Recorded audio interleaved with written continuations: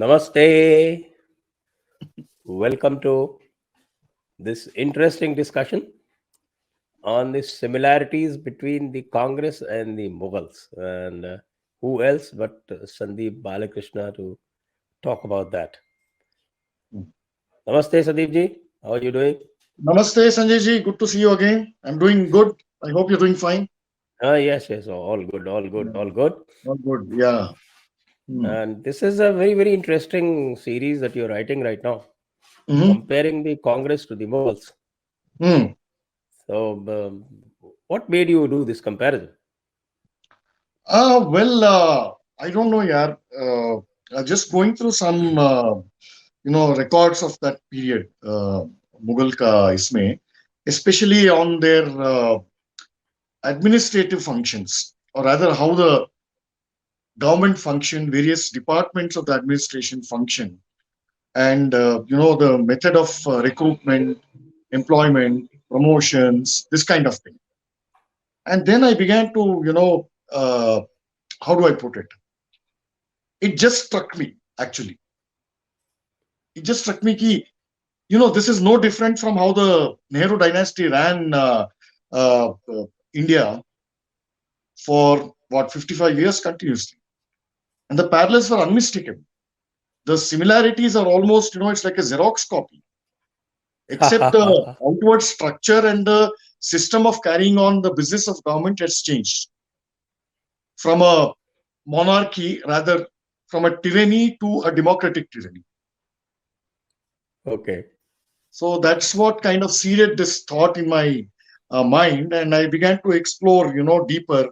So there's no factual accuracy when you make this kind of a comparative analysis. So the parallels were almost matching, 1:1, almost. But in Would you nature, like to elaborate on them? oh Nawab yeah, yeah. Nehru. And where do you want me to start?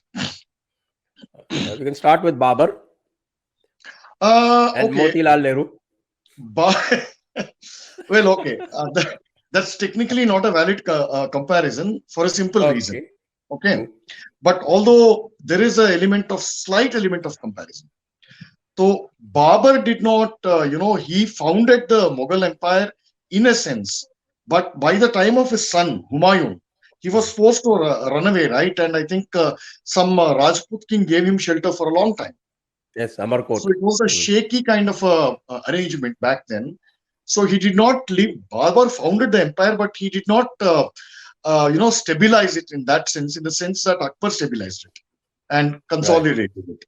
So, but just by the way of a small comparison between Babur and Motilal Nehru, trust you to bring out these gems, okay? This has not even occurred to me. Motilal Nehru also ran away from the Congress for a while, no? Yeah. So Motilal Nehru, you know what he was doing? He was funding multiple people at the same time, multiple interest groups. So while he was funding Mohandas Gandhi, he was also funding the faction called Congress Socialists.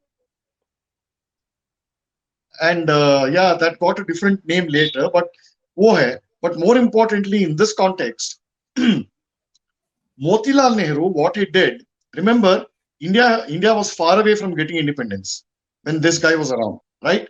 So I think in 1928 or 29 Allahabad municipal elections, both Motilal and Jawaharlal Nehru, they held some kind of posts in the Allahabad municipality. So you see, this family rule begins right there. Okay. Yeah. Next question. Yes, so Motilal Nehru, if I remember, he founded what is called the Khilafat Swaraj Party. Yeah, Khilafat Swaraj. Sorry, not the Congress Socialists. Yeah. Yeah, Khilafat so the Swaraj. Yeah. Khilafat Swaraj Party Mm. with Chittaranjan Das Yeah, and C.R. the Das. president, C.R. Das. No, And it goes deeper. It goes deeper than that. Gandhi, for example, I don't think Motilal was directly involved, or maybe he was. He wasn't. The facts are unclear, or I don't remember right now. When C.R. Das was in jail, that was a time that Gandhi, completely usurped the Congress party. okay. Yeah. So that was the dawn of the so-called Congress era of Gandhi. Anyway, but we're digressing. Yeah. Yeah, of course. Gandhi himself was a dictator. Yeah, he was a The dictator. he Yeah. was a dictator. We know Hmm. that. Hmm. The dictator with a non-violent appearance. Yeah, non-violent dictator. The non-violent dictator. Yeah. So, where do you place Nehru then? You place Nehru equal Hmm. to Akbar? Okay, so as I've written in my piece, this is a larger parallel to the Mughals, and I've taken the Mughals for two reasons for comparison. Because that was the longest lasting Muslim rule in India, continuously recorded for about 167 years, roughly 175 years, from Akbar till Aurangzeb. And its vestiges remained till about 1730. Uh, Plus, the Nehruvian establishment uh, has done a great service or disservice to Indian history by claiming that all the good things that came to India were a gift of Mughals. So that is the reason I've chosen the Mughals as a comparison. But this comparison is equally applicable to pretty much all, even to the various dynasties that ruled Delhi Sultanate in basic tone, character, tenor, and functioning of a typical Muslim empire. But because the Mughals, the impact that they left, both good and bad, mostly bad, has been far-reaching and more long-lasting. So those are two basic points for comparison with Nehru dynasty. Yes, but Nehru, of course, Mm, came to power only about 20 years of the time he first became the mm, president of the Congress. mm. That was in Yeah, 1929. And he, yeah, of course, he inherited it from his father. That is also an correct. interesting parallel. Yeah, yeah. No, Directly. no. So yeah, the other point of That's where the comparison is, dynasty begins, actually. yeah, that's with Motilal Nehru it begins. True, but Motilal didn't live long enough to see his son become PM. So that's another thing. My other point of comparison is that this Nehru dynasty after independence, not before. Mm. Yeah. So Nehru dynasty after independence becomes all the way the up to all the way up to Sonia. all the way up to Sonia. So you make Nehru the Akbar. I can make Nehru anybody. He can be, he's as Sitaram Goel said, he's the worst embodiment of all the imperialisms that India was unfortunate to suffer from the Mughal rule, the Muslim rule, then the British imperialism, white man's burden, and then communism. He was the worst embodiment of all this. So, Uh, but in the context of our lecture, he can be compared to anybody, including Jahangir, including Shah Jahan, but definitely not Aurangzeb, because for all his bigotry, for all his fanaticism, for all his Hindu persecution, Aurangzeb actually went out on the battlefield and put his neck on the line to wage, wars against Hindu kings. When did Nehru ever put his neck on the line, sir? See, you look at his career as a freedom fighter.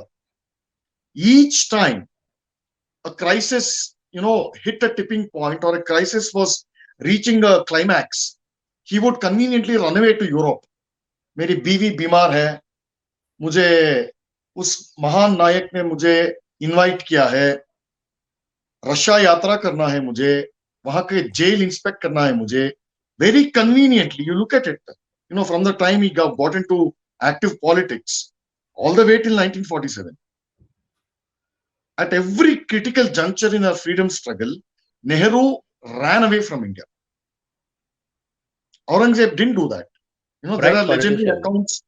Yeah, there are legendary accounts about how Aurangzeb would, when the war was raging and it was time for him to do the namaz, he would get down from his horse and spread his mat out there on the battlefield and then do his namaz.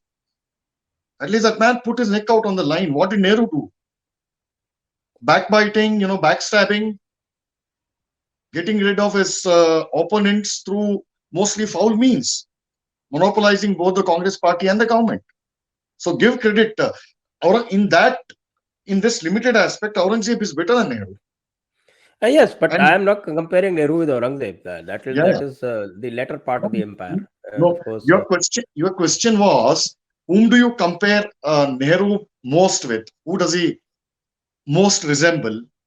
So definitely not Aurangzeb, but yeah, Akbar, Jahangir, and Shah Jahan. Definitely, yeah. I think he had all Jahangir their and Shah vices, Jahan.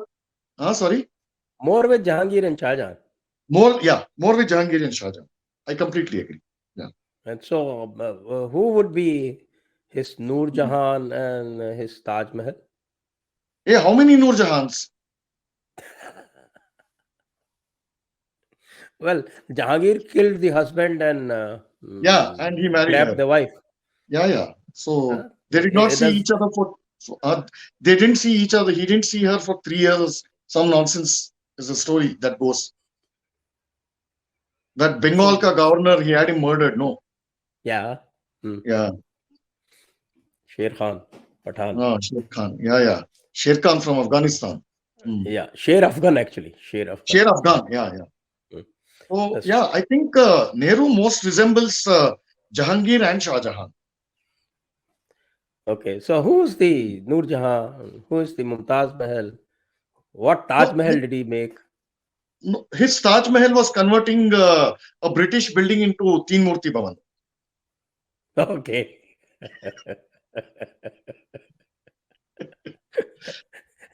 That is the Taj Mahal. It's still Nehru Yeah. Memorial Museum. Yeah, now it is Nehru Memorial, yeah, which the Hmm. PM is kind of, doing a good job of whatever he's doing with that. Prime Minister's gallery. Yeah. Diluting You it, have sort of. you have to give it to Modi for that kind of Hmm, thing. hmm. Yeah. Hmm. And you didn't mention the Noor Jahans and the Mumtaz Mahals. Let's have the So entire no, gallery. no, so many Noor Jahans and so many Mumtazes, but I think topping that list is Edwina Mountbatten. Yeah, that was a catch, no? Yeah, the huge catch. Hmm. But who If caught only whom? the walls, remember reading somewhere that if only the walls in that imperial house in Shimla, now it is IIAS, right? If only the Right. walls could speak. Yeah. Yeah. So wo hai. So then you had that Shraddha Mata, somebody. Hmm. Hmm. And not to mention Padmaja Naidu. Yes, Padmaja Naidu. Yes, certainly. Padmaja Naidu, very much. So the story goes that uh, Edwina Mountbatten, no, Nehru had put a life-size picture of Edwina Mountbatten in his bedroom. Hmm. And once Padmaja, saw that, and she was infuriated and ordered to have the picture taken down, but it still remained there. I read this somewhere apparently. She used to live in the Teen Yeah, Murti yeah. Bhavan She used to live. Yeah, he had let out some kind of a outhouse within the complex of Timurti. to Padmaja. Yeah, yeah, to Padmaja. Right. So this was the Jahangir and Shah Jahan. But then, Yeah. who would you place as the Aurangzeb? Indra or Rajiv? Good question. Actually, Aurangzeb is Indra. The democratic Okay. setup, the amount of Hmm. institutional abuse and culminating in emergency, and then all that Operation Blue Star, that was nothing short of this kind of legacy of Aurangzeb, Right. using state power to crush dissent. Hmm. And Indra, of course, was not loath to venture out on the field and to No, take. definitely not. No, no, definitely not. You have to give her that credit to her for that. She would take Of things head this, on. She yeah, would take the enemies head on. anybody who came in the way of her, you know, unquenchable thirst for ambition would be ruthlessly crushed. Yes. So you cannot accuse her of running away. You can't accuse her of running. Yeah, she was anything but a coward. covered. That is true. Okay. So how did in this period, you're talking Except about the that, use administrative it for system. destructive purposes. You're Mhm. talking about the administrative system. So how Mm. did the administrative system Yes. get subverted during these two Mm. eras? What's that comparison? Mm. Okay. So basically, the Mughal administration, it was concentration of power, right? All the power lies with the Sultan and other people, other officials, all these Jagirdars, Subedars, uh, those people, top guys, Mansabdars, all those guys, they hold their fiefdoms at the whim and fancy and the will and the pleasure of the Sultan, right? So there are Right. no, well-defined rules for governance. There were well-defined rules for, extracting revenue, right? See, Akbar, for example, and this was, you can't give full credit to Akbar for doing this. Raja Todarmal, you have to give him credit.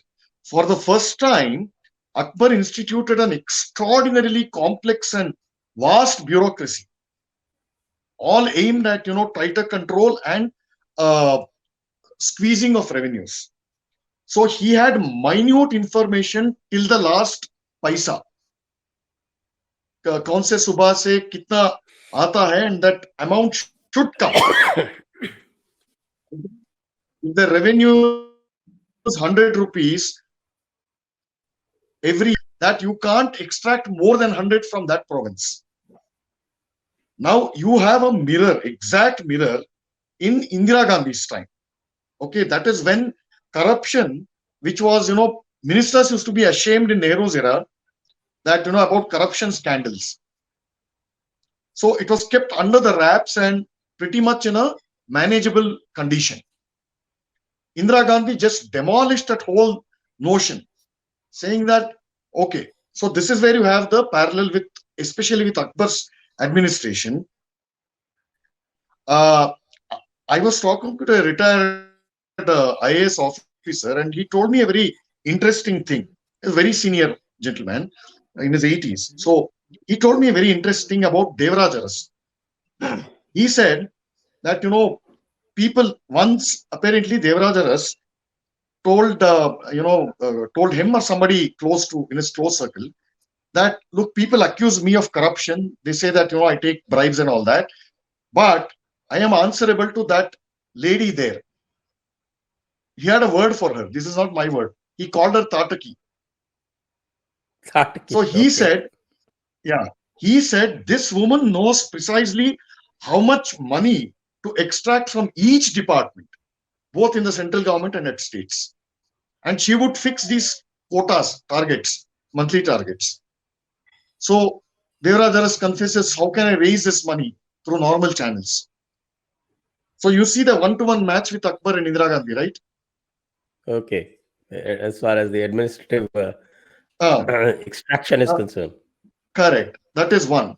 The second part is regarding transfers and postings and promotions. So basically, it was a Mughal darbar, right? A job interview meant that you should find a patron. Like, I want a job at Akbar's court or Jahangir's court. I can't go there directly. So what I will do, I'll have to catch hold of a existing courtier or someone who has some kind of limited clout in the court, and he will take me to the Sultan, to Akbar or Shah Jahan. And then Right. we have a meeting. Rather, the Sultan has a meeting, and he should like me basically. That again depends on the stature of the dalal or the courtier who's taking me there, my patron. So depending on that, my employment would be fixed or I would be rejected. And depending on the status of this middleman, I would be given a job accordingly. So you should command a large respect. If you're somebody, like Asaf Khan, Jahangir's brother-in-law. So if you're someone like that, he's my sponsor. Chances are that I'll get an extremely lucrative appointment. There's no question of qualification. There's no question of ability. No question of competence. Just okay, जहांपना को मैं पसंद आ गया तो चलो job दे दिया. So this used to be the norm, and even promotions used to be decided on that basis. Okay, so that is as far as the Indira Gandhi era is concerned. But, where would you put Hmm. Rajiv Gandhi? Wait, I forgot. Bahadur Shah? I forgot to tell you one more thing. Wait, I forgot to tell you one more thing. No, I Yeah. forgot to tell you one more thing. So Jahangir, for example, he had a policy. He had made a state policy of frequent transfers of officials, of governors and mansabdars, subedars, frequent transfers. So this also has a mirror with the way the Nehru dynasty, used to do the transfers and postings. Like you are a former IAS officer, तो एक ही जगह में 10-10 साल, 15-15 साल कैसा हो सकता है, Hmm. right? Or the sudden shunting out of a lucrative, what is known as a plum posting, Hmm. right, to some Hmm. godforsaken place. So you see these parallels everywhere. Huh. Yeah, yeah, your question. Yeah. So where would you place Rajiv Gandhi then? Bahadur Shah the first? Uh, Bahadur Shah Zafar, actually. Well, Bahadur Shah Zafar is there. He's out on the streets now. No, Bahadur Shah's But that Aurangzeb's immediate successor I'm talking about. no, actually, I'm in 2 or 3 minds about this. But I'll take your yeah, your example. Muhammad Shah, uh, the second Mohammad Shah son who Rangeele? succeeded him. No, who's that guy? No, नहीं Mohammad Shah नहीं, comes एक much later. वो उनका औरंगजेब का सबसे बड़ा औलाद वो मर गया. He died when he was 39 years old. The guy who succeeded him after this bloody war happened. No, this palace coup happened, and this guy came on the throne. Was that Muhammad Shah the first? No, no, no. It was Bahadur Shah the first. Sorry, Bahadur Shah the first. Yeah. So yeah, his original name was something else. Huh? Yes, his original name was something else. कुछ A से शुरू होता है. That's the name I was thinking of. जाने दीजिए. Muzammal something. One of those Muazzam. unpronounceable names. Muazzam. Muazzam. Yeah, Muazza. Yeah. So yeah, I think Rajiv Gandhi can be fairly compared to him. But what Rajiv Gandhi got, unlike Bahadur Shah the first, was that he got an unprecedented majority. So this uh, Bahadur Shah the first didn't get. He basically inherited a shattered empire for all practical purposes. But in case of Rajiv Gandhi, he was presiding over a shattered empire without knowing that Indira Gandhi had destroyed, she had actually destroyed the Congress dynasty in a very, very deep sense. The illusion of those 400 plus MLA MPs, you know, thought that I'm invincible, that this party can continue. Mm-hmm. From that perspective, also, he can be compared to this fellow, Bahadur Shah the first. Okay, then we know about the intrigues of the Slightly, Sayyid brothers who virtually ruled the empire for quite some time. huh? So, who are these Sayyid brothers? No, you have to. Can, can you repeat the question? I'm saying that after Bahadur Shah come the number of you have Mm-hmm. Farrukhs here and others, but the actual power was wielded by the Sayyid Mm-hmm. brothers for about a Yeah, decade. Syed brothers. Yeah. They were the guys. They were the power behind the throne. Right. Hmm. So who are these Sayyid brothers in So the the Congress? powers behind Rajiv Gandhi's throne were several actually. You had this guy Arun Nehru, right, and Arun Right. Singh, and all his Doon school buddies basically. You had another guy called Bhuta Singh. This man was so shameless. He made a call to the principal of the Doon school and said, I am sending you Rajiv Gandhi's measurements. So I want you to, stitch a uniform of the Doon school because we have a reunion there. By and Mm-hmm. he sent the Prime Minister's official plane all the way to Doon School in one within one afternoon or within 24 hours. Just he sent this official plane just to carry his uniform. Okay. Yeah, this was arranged by Bhutaji. Those are the great elites. Those are the great elites, of course. The great Uh, elites of that. Yeah, and you look, where does Sonia Gandhi come into this? Sonia Gandhi. Interesting. I can't make any, you know, one-to-one comparison between the Mughal dynasty and Sonia. You can compare her with, you know, Noor Jahan. Actually, Mm-hmm. yeah, the name that comes to my mind is Noor Jahan. I mean, this subject to debate, of course.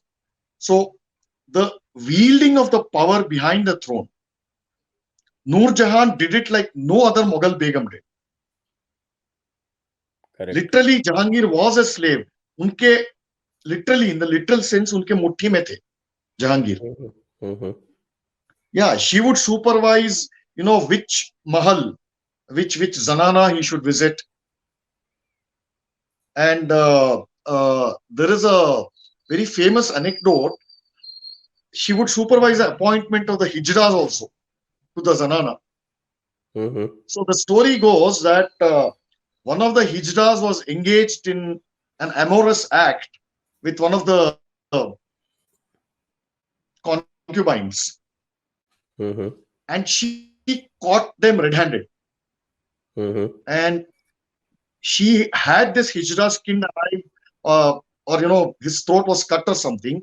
And then this poor woman, for unfortunately for being Jahangir's concubine, she was dragged into the middle of the streets in Agra, and a pit was Mm-hmm. dug, and she was, you know, stripped naked, almost naked, and her two arms were tied to two poles, wooden poles, and she was made to Mm-hmm. stand in the summer heat of Agra for 3 days. And the Mm-hmm. screams of her agony, suffering, you know, it was reverberating throughout Agra. Nobody dared to come forward, and she died in that condition. That's very. This was Noor Jahan. So Sonia is as ruthless as Noor Jahan. Well, I don't know. These are stories recorded in their own chronicles. Sonia, I don't know whether she is left behind a chronicle or not. The private lives of rich and famous people, powerful people, politicians. You, when they are alive, there is only hearsay, but we can't go on hearsay. But she's definitely ruthless in one sense, in the way she hounded all the appointments during the AB Vajpayee period, the way she hounded all the newspaper editors, bureaucrats, other people, right, who had who were either close to, perceived to be close to the BJP or the BJP government, or people who had criticized her. Lots of careers were destroyed, ruined. So I guess that is also ruthlessness. Quite right. She is reported to be quite ruthless, actually. In Yeah. fact, the ruthlessness can be seen in the way she pursued Narendra Modi. Mm. She, Oh yeah, yeah, you have to yeah. give the credit to her that she perceived it and she actually could see, Yeah, foresee a long exactly. time before Narendra Modi actually became a Yeah, power, that yeah. she could See, foresee Congress is that very this would good be at the this. man. Sandeep. True. Hmm. So And you have the to way give she that to the hounded Congress. him. Actually, they are very good at. They are very good at identifying. Hmm.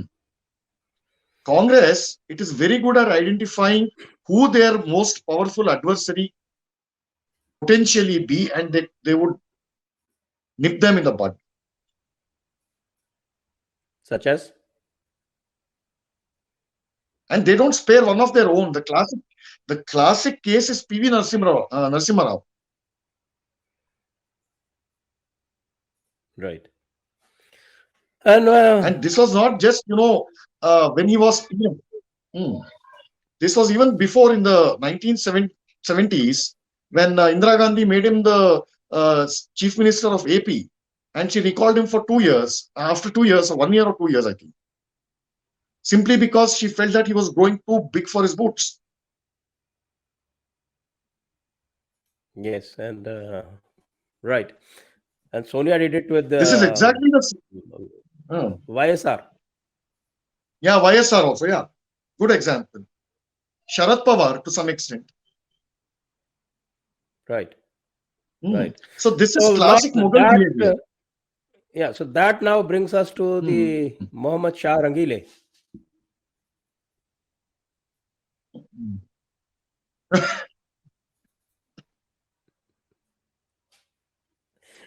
I can't hear you. That brings us to Muhammad Shah Rangeele. I can't. I, right. Huh. Who could it be? I think it's very obvious. I think the closest person that comes to Muhammad Shah Rangeele in a very limited sense is another Nehru dynast whom we never mentioned so far. Perhaps the worst of the lot, Sanjay Gandhi. Why not Rahul? Rahul, I won't credit him with so much, Sanjay ji. Seriously, I don't credit him with anything. He walks around with a perpetual daze. You know, his demeanor, the way he conducts himself, his speeches. There's a reason he's become a national joke. He just gives out those vibes. I can't even compare him to uh, Muhammad Shah Rangeele or anybody for that matter. Bahadur Shah He's Zafar. not fit to occupy that thing. Hmm. Seriously, he's the most unlikely Mughal in that sense. Okay. So now, where do you see the Congress going? Where do I see the Congress going? Well, Yeah. downward to extinction or whatever is left of it. Let's see how long it carries. So who There's do you only think one would? way for them to go, and they're already going. And with Yeah. every election, with every rally, with every speech, they're basically digging themselves deeper, their own grave deeper.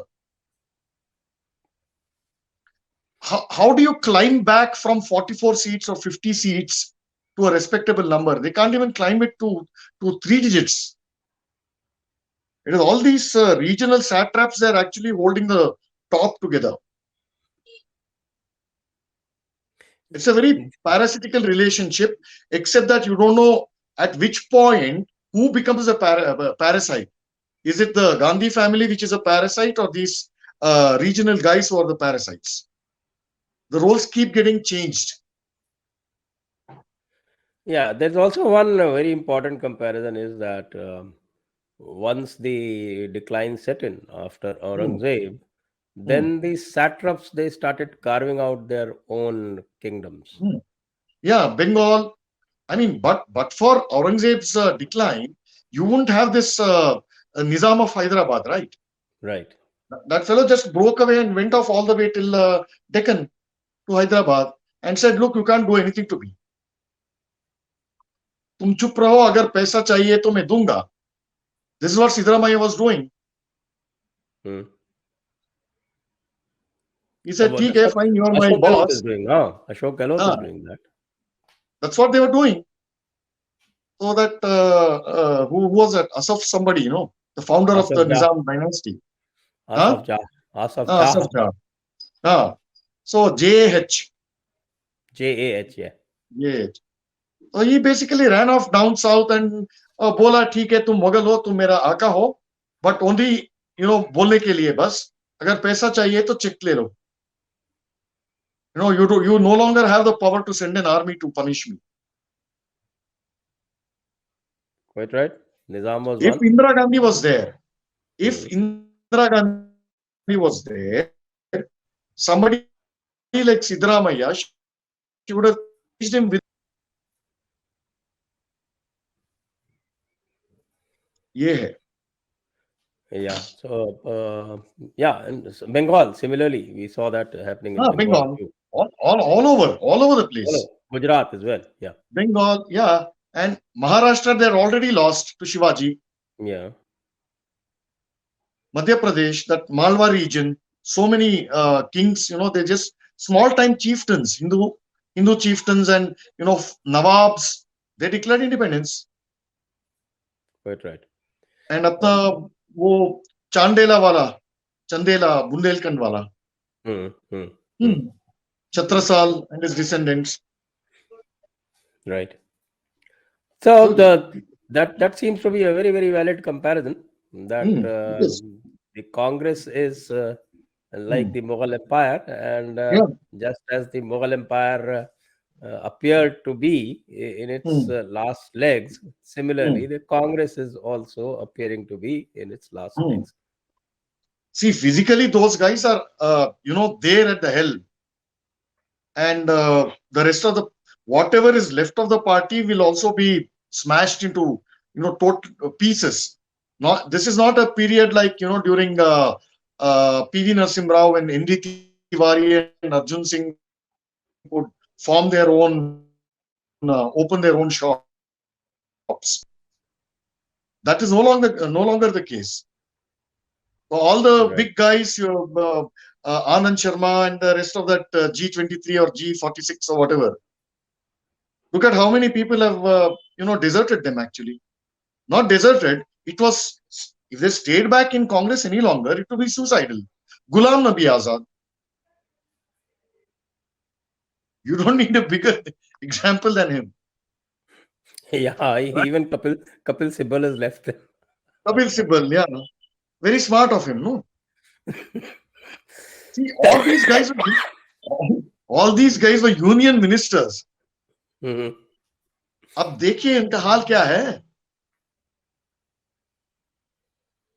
वो है and the other important thing is the creation of a conscious creation of darbar, and this happened with Nehru. Mhm. So अपने महाराजा वो डुंगारपुर राजस्थान का, Mhm. the royal family of Dungarpur, na? uh, Dungarpur, yeah. Dungarpur, one of its descendants, his name begins from N. He was an ICS officer back then, and he took a petition to Nehru for some business proposal from the government side, basically, to set up something or some restitution of some old lands or something like that, but for noble cause, basically. And Nehru said, okay, you seem to be a very dignified man, I'll sanction it, और कुछ भी करके एक आश्वासन देके भेज दिया था. उसके बाद, that same proposal he granted to one of his business tycoon buddies, Nehru. And the most flamboyant, high-profile example is this fellow, no? Jayanti Dharmateja. Yeah.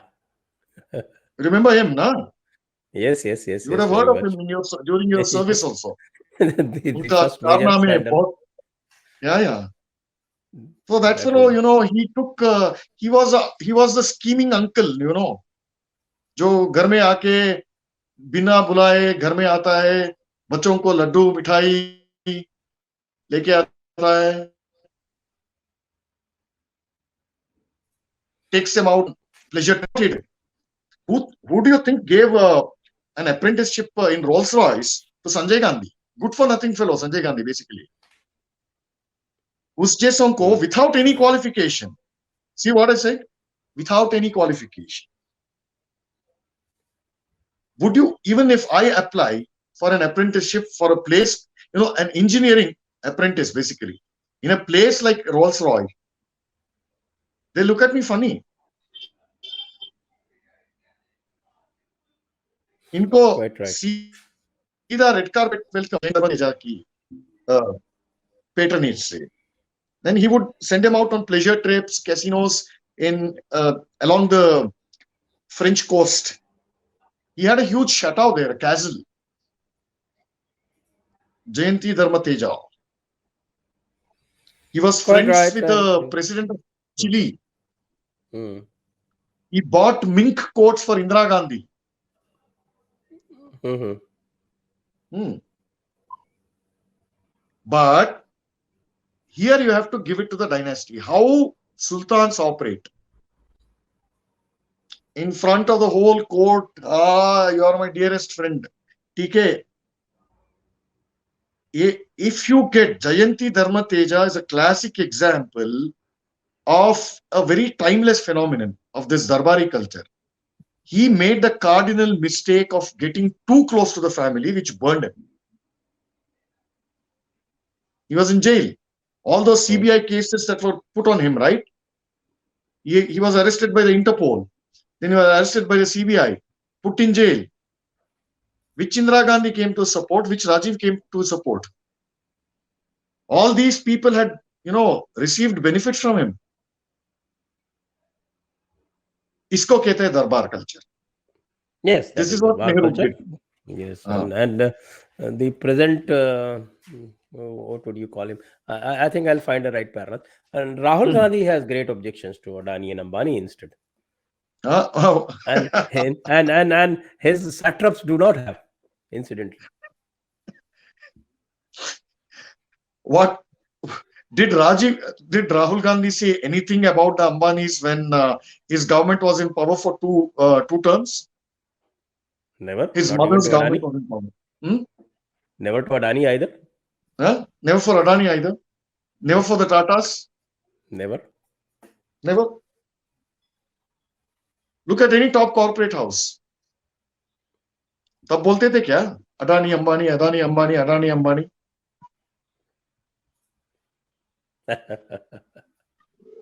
This is classic Darbar culture. So that was a Mughal Sultanate. This is Nehru Sultanate or Nawabhood or whatever. Right. Thank you, So Sandeep. the parallels are just too obvious to ignore. Yeah. Are we done? I think so. I think we've made the comparisons, and Okay. I Unless you would don't have any. advise.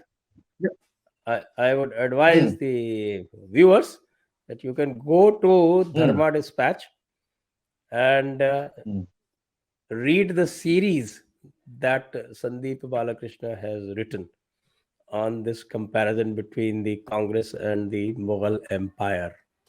And that is where we end. So thank you all. Thank you to all viewers. Thank you, Sandeep ji. Thank you. My pleasure. Vande Mataram. Jai Hind. Jai Shri Ram.